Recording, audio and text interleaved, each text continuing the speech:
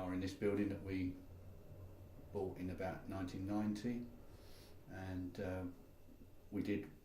we outgrew this building a little while after that, and we went and moved into a new building that we bought, which is located underneath the Olympic Stadium now. So we went through the CPO process with that.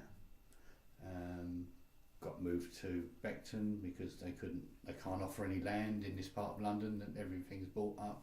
No one sells commercial land in this part of London anymore unless it's going to be developed. And so we ended up in Beckton, which was very damaging to the communications, the travelling to where our work is in the city and all the rest of it. Nearly destroyed the company.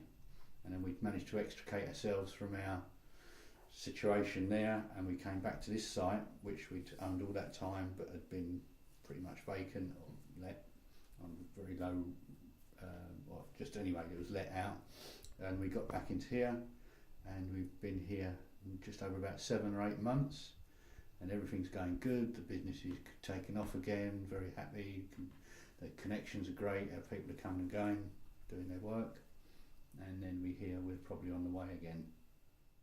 Yeah, there are other development proposals that are all, as far as I'm aware, are in stages. So it will eventually come about. I mean, whether it gets done as a huge grand design, or whether it gets done because market forces are going to do it anyway. This sort of site area is not going to stay as it is for very long, you know.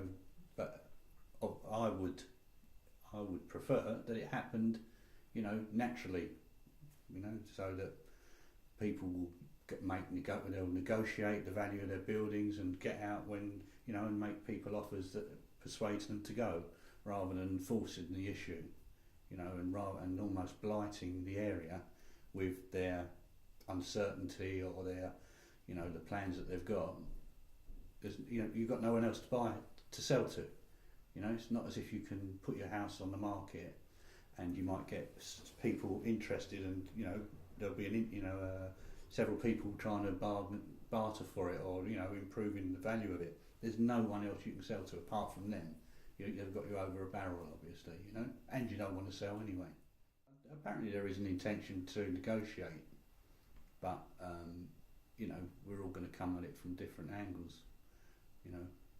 So eventually, I don't think a negotiation will really work. I think it'll end up being a fight again, because they're just going to offer you the minimum they can get away with, and we're going to try and get the maximum we can get away with, and we probably won't, you know, be able to resolve it like that.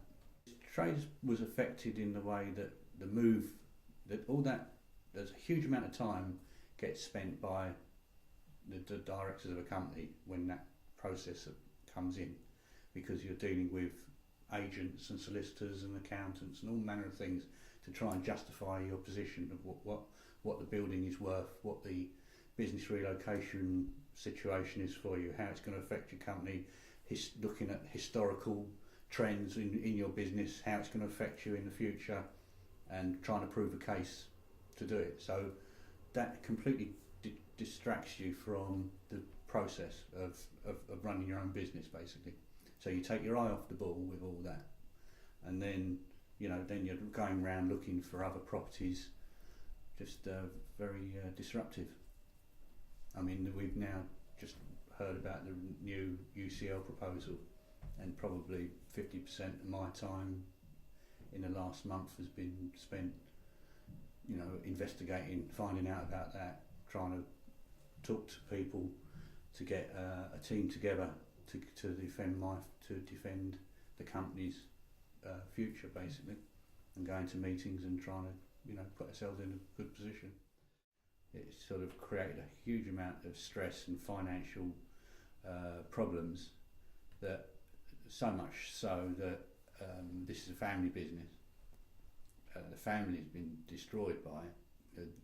Hardly any of them speak to each other anymore, whereas we've been directors in a family-run business for 25, 30 years, all working closely together, next to each other all that time, created so much problems that, you know, they've left, they resigned, they've gone and started their own business, and it's broken down all the family relationships as well. So yeah. it's been, apart from being financially terrible, it's been, personally miserable as well.